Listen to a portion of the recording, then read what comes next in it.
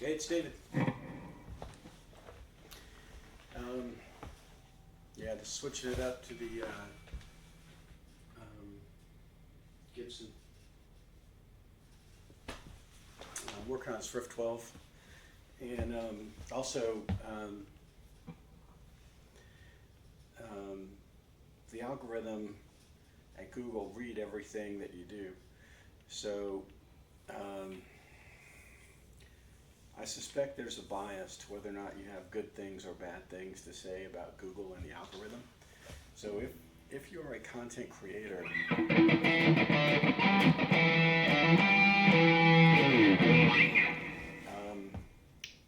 I would advise you to follow the philosophy that I intend to follow and err on the side of caution and assume that if you praise Google and the algorithm, it will respond in a favorable way to whatever you're putting out, because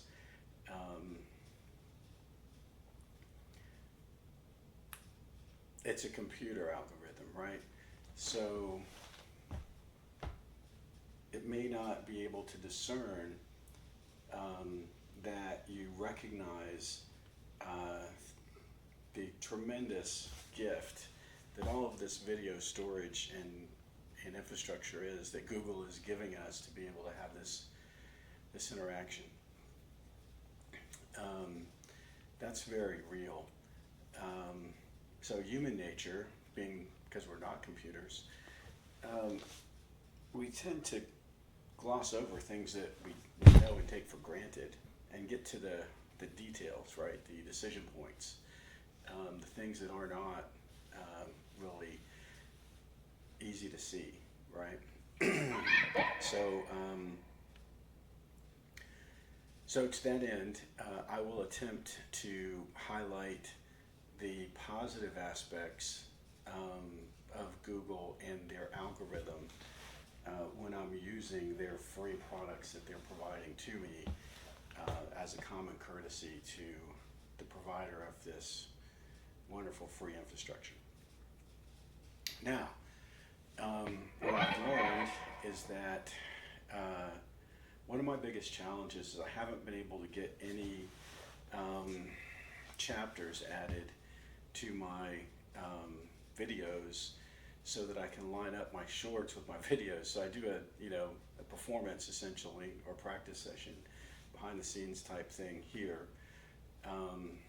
and then I create shorts from it that I consider the product, right? Because what I'm finding is that mostly people just want to be entertained. They don't really, occasionally want to hear me talk, but for the most part, they just want to hear a couple of nice guitar riffs to brighten their day. And they're not looking for, if they want heavy commentary about something, they'll turn on somebody to tell them the news, which is not the purpose of this channel.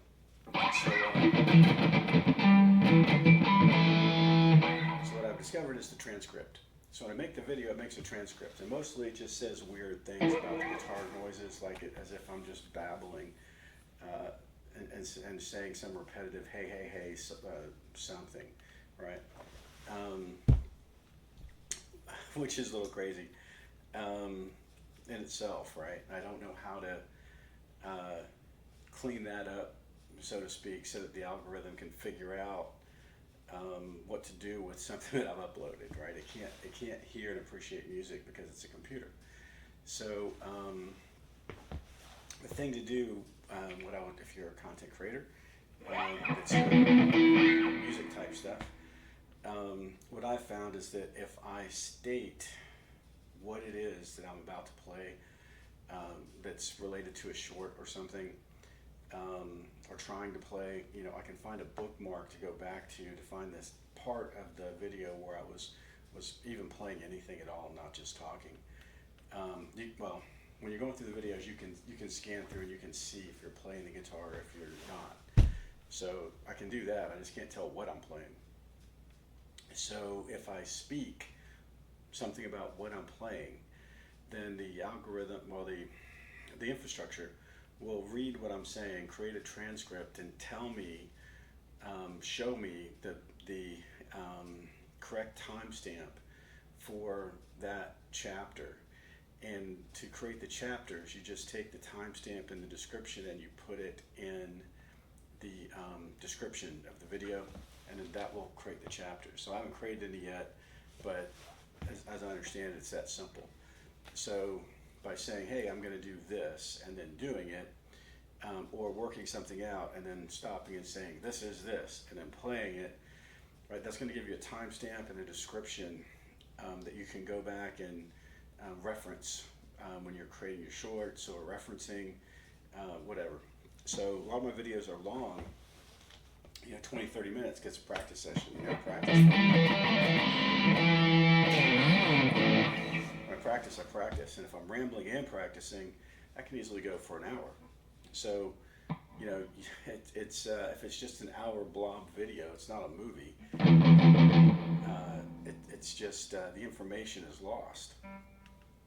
So I need the chapters to kind of sort that out.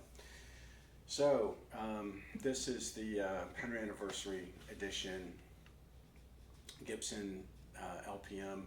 It's a Les Paul with a maple neck. So someone was saying that they'd never seen a Les Paul with maple neck. Well, now you've seen one. So if you have never seen one. So I'm trying to do something with this Riff 12 thing, and I'm also trying to kind of get back on track with the algorithm. I think if I upload a video at about 3 o'clock and I have shorts available by around 5 o'clock Eastern time, they tend to get picked up and do well, right? So I'm gonna, that's the pattern that I've found that got my channel to where it is. So I've deviated from that a little bit to test it. And what I found is that when I changed my behavior, when I changed the inputs to the system, the outputs changed, and the change was not favorable, right? So I'm going to go back to the inputs that were achieving the favorable results that I'm looking for, and see if I can consistently get the same outputs. Yeah, it's fun. I mean, I'm a software engineer, right? That's one of my careers, in addition to being a helicopter pilot and a paratrooper. So this Riff 12 thing. Well, let me back up. So Guitar Zoom Academy, right? They're really great personal trainers for guitar geniuses that will talk to you about your guitar, watch you play, and all this kind of stuff.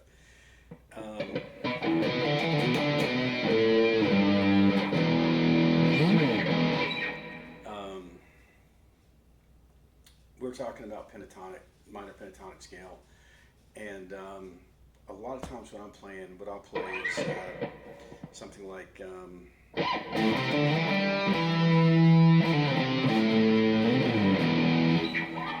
when you're a minor pentatonic scale, position 1, this is starting on an A.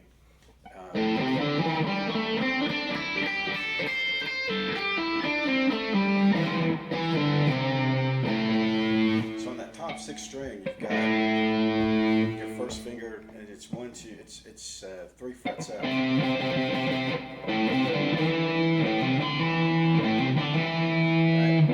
But this note here is the same as this one. So rather than doing this position like this,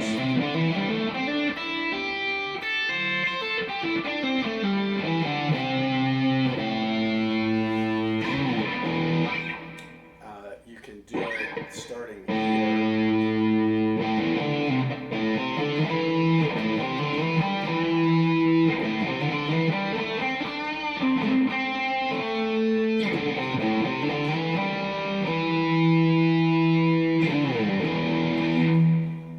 Minor pentatonic.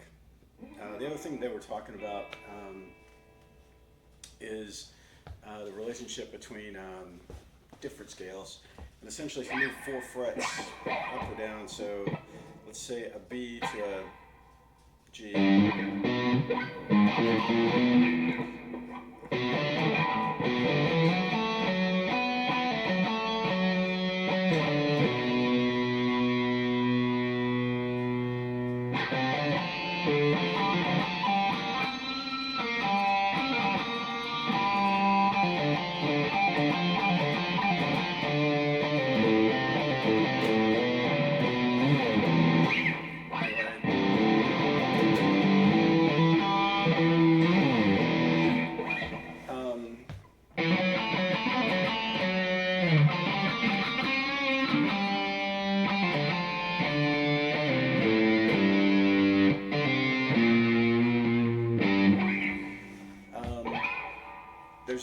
foundation there, right? So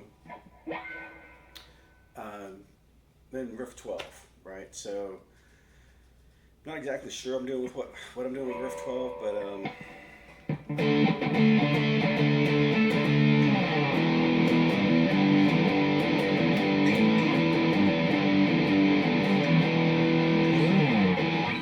so one of the reasons I created the guitar company is because, hey, I would like to say I can play guitar well enough to demonstrate that it works, and so that's I'm playing my Freedom 1957/2.0 Cherry Sunburst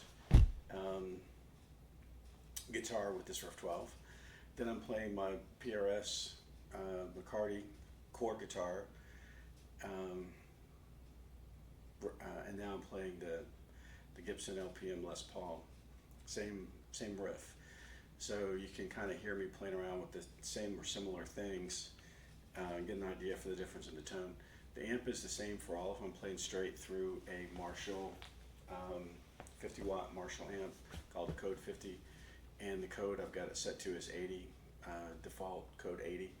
So you can replicate that sound quite easily if that's what you want. And then bridge pickup, humbucking, and the only one guitar, only the PRS coil splits, so the other ones are going to be humbucking.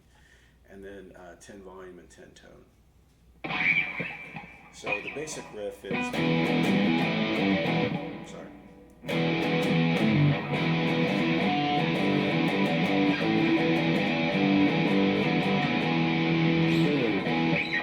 That's the main, repetitive riff that I'm after.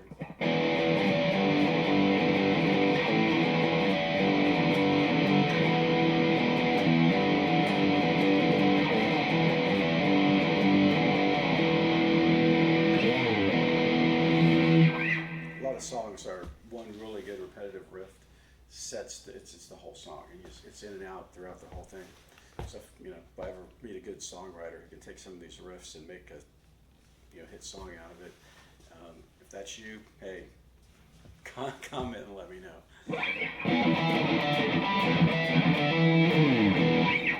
So then you got your this E,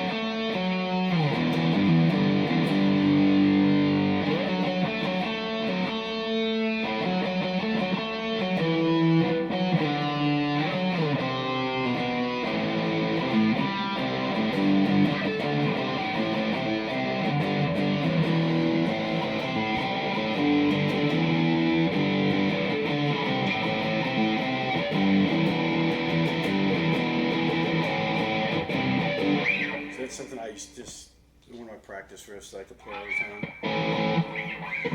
So I'm trying to stick with this riff 12 thing. So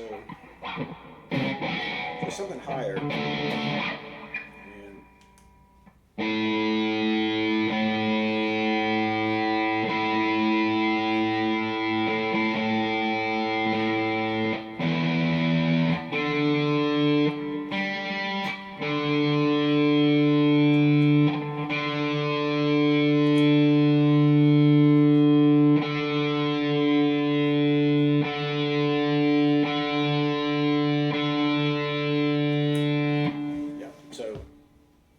I'm still not editing things. I said I was going to at one point, but I like the, you know, if I could get enough people on live to do it live, I'd do it live. But this is by not editing it, including not pausing it when I'm trying to tune or something, it gets the live effect. It helps me practice for when I do go live. When I actually have an audience that wants me to go live, I'll be happy to do that. I'd prefer to do that.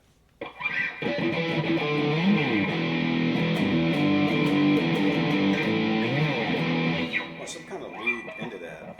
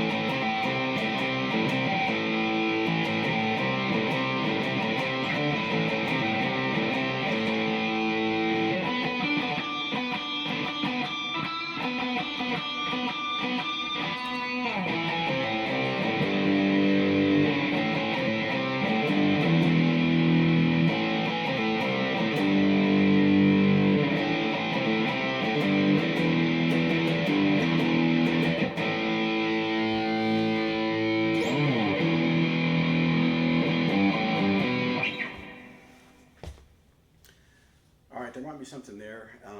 Let me see if I can do that again. I'm trying to remember what the hell I was doing. So this is going to be a bookmark. So bookmark 1 for a short that I'm trying to create. I'm going to try to create a short here. So this will be short 1 for this video. Let's say short 1 bookmark.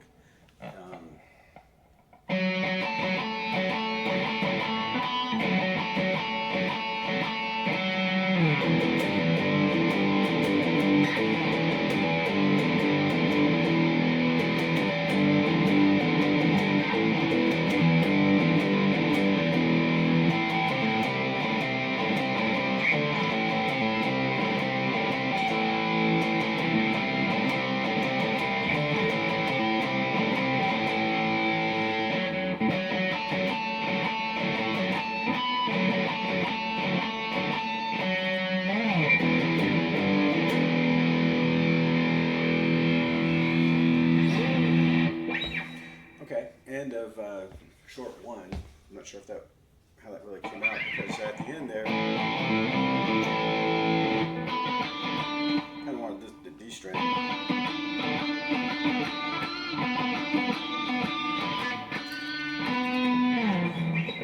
Let's try it again.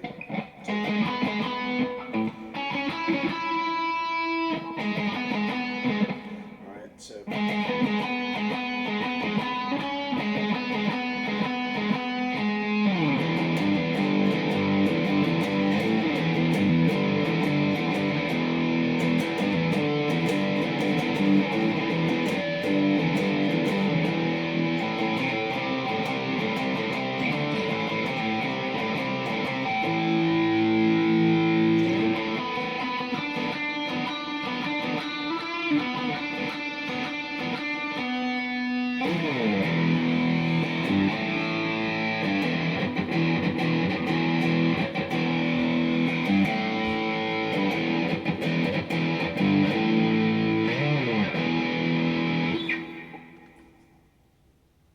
Okay, I like that. So let's try it again. So maybe this will be iteration 2 of short 1.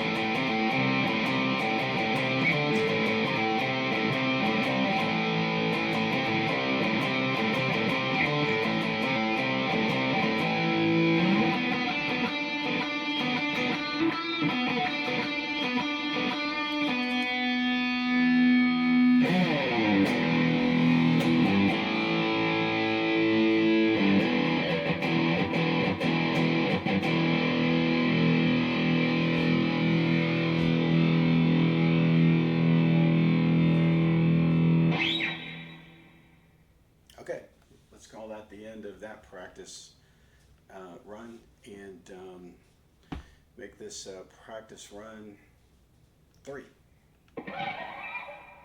Again, those are comments for the transcript, so I can chapter place the video appropriately. So let me start run 3 here. I'm going to start with this. Basically, I'm going to do it, and there are going to be 4 parts to it. So there's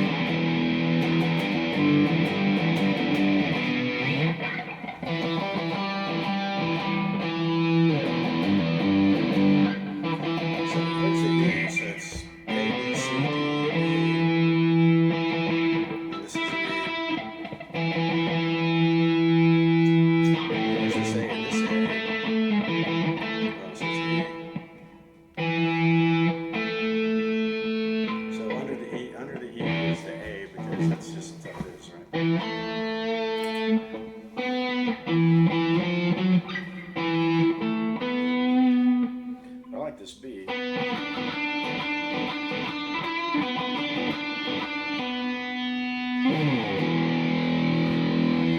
So E, A, B being, yeah, C, anyway.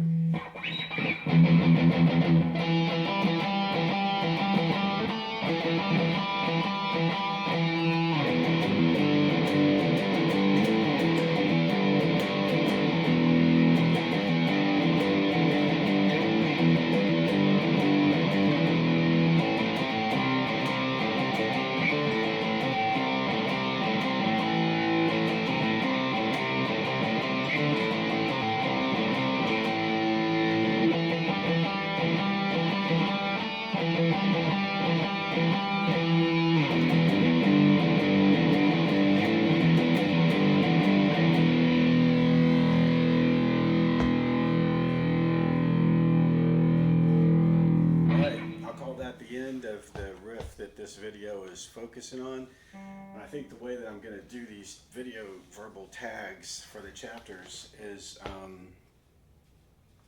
when I'm just going to play like I normally do. And a lot of times when I normally play and I like something, I'll say, okay, I think that's it. So that's what I'm going to do. When I think I have something, I'm going to say it, I'm going to stop and say it at the end. And then from that, in the transcript, I'll be able to find where that timestamp is, where I said, hey, there's something here. And then the immediate preceding, whatever I played prior to that, will be what I need to look at, and then I can find the bookmark accordingly. But I don't like saying, okay, I'm going to play this now, and then playing it. That's really not how I practice. I just kind of play, and then I naturally come across things that I like, and then I try to capture them. So I like this E. I keep trying to go to something different besides just this E here. But this is an octave up on this E, so.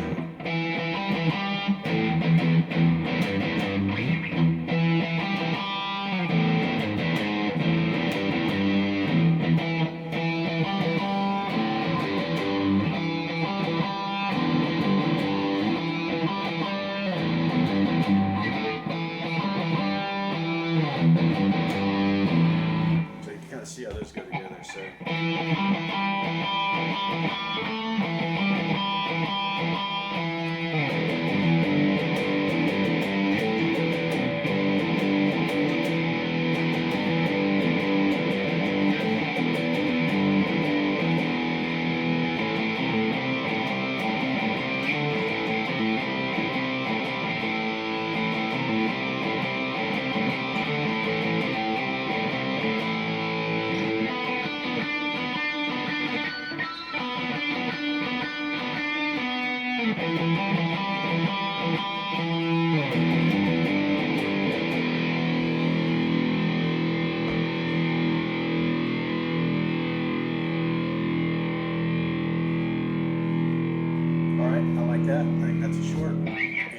sure exactly what it was, but I'll figure it out later. I think it was a B, right? So there's. So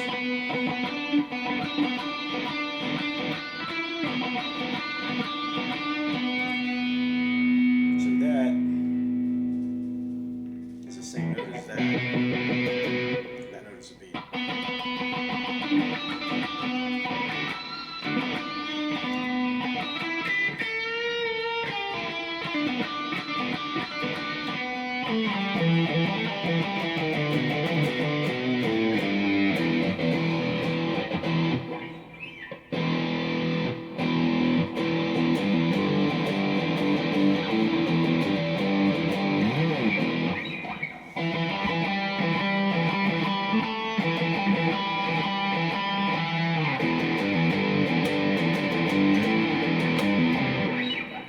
So let me see. Let me see if I can play it eyes up.